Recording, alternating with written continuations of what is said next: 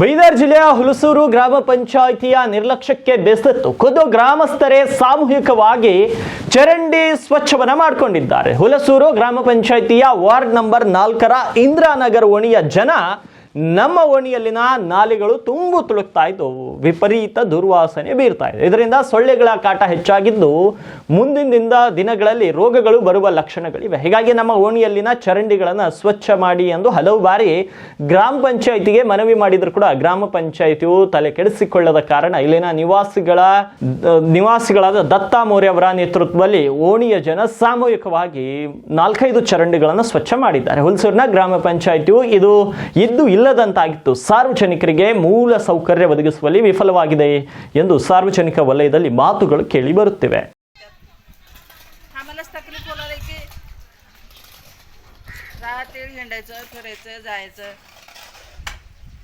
माणूस परत पडून यायला बी जाते जायला बी फार पाणी सर अवघड आहे.